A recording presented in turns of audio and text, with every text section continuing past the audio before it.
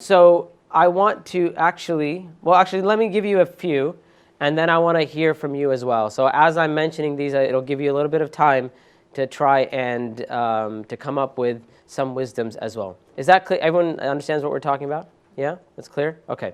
So one of the wisdoms behind the creation of the shaitan, or the existence, we should say, the existence of the shaitan, is that struggling against the shaitan helps us improve our relationship with Allah. So first of all, you'll notice even this seminar, like as you are taking this seminar, just simply learning about the shaitan and learning how to defend yourself against the shaitan and protect yourself, you'll notice should be, inshallah ta'ala, a way which brings you closer to Allah, simply the knowledge of it. But when you actively start protecting yourself against the shaitan, this is a way that we get closer to Allah subhanahu wa ta'ala, because it involves things like reliance upon Allah. It involves things like patience.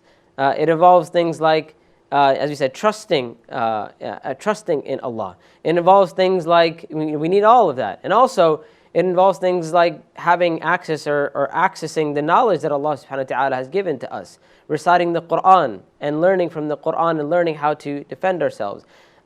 Reading the hadith and the sunnah of the Prophet sallallahu alaihi wasallam, all of that brings us closer to Allah subhanahu wa ta'ala. When we are being challenged by the shaitan, we feel like we're in a difficult situation, when we turn to Allah, we rely upon Allah. Even we talked about the isti'adah, saying a'udhu billahi min shaitan rajim. That's not just a statement that we make. It is supposed to be something that we say from our hearts and that we believe that with however powerful the shaitan may be, Allah is more powerful.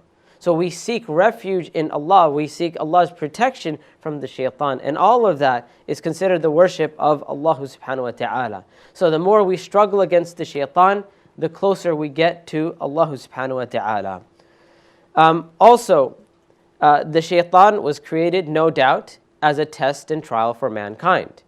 Beginning with Adam alayhi salam. We saw that he was a test for Adam alayhi salam. And you know what's amazing about the test of Adam alayhi salam? You know, people often think that what happened with Adam alayhi salam is a bad thing, right? We think we kind of think of it in a negative way. We look at it in a negative light. But in actuality, it's actually a positive and good thing. And I'll tell you how, or here's one of the ways.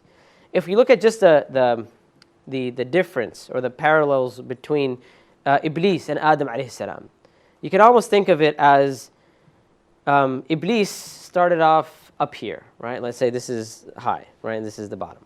So he started up here, and he used to worship Allah, and he was obedient to Allah, and he was a good Muslim, and all that kind of stuff.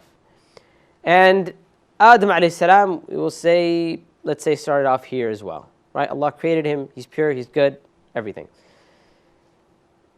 Iblees disobeyed Allah, right? Boom. And what happened to it after that, right? Or what happened to him after that? After disobeying Allah subhanahu wa ta'ala, or well, let's pause there for him. Adam alayhi salam disobeyed Allah as well. Boom, right here. Even though technically the disobedience of Iblees was like far more than the disobedience of Adam alayhi salam, but just to understand this issue, we'll say they both start off here, they both went down here. They both committed a sin, right? What happened after that sin? One, Iblees became arrogant, and his arrogance made him fall to the depths, right? He became the lowest of the low. Adam alayhi salam, he committed a sin, and not only did this is where he was normally, he passed that and went even higher, right? And that is how our tests and our difficulties are meant to raise our status, right? Take us beyond where we are right now. And that's one of the reasons why the prophets are unlike normal human beings, because they're tested so much no other human being is tested like that. So no other human being can reach that type of status. In order to reach that type of status, they would have to be tested with that type of test. Right? Do y'all follow what I'm saying here?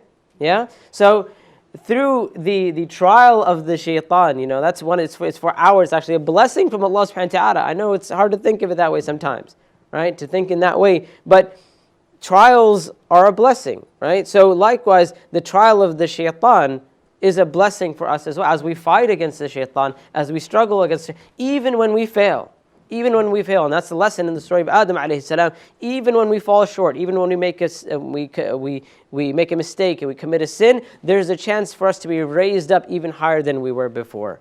Right? That's something, by the way, the shaitan will never tell you that.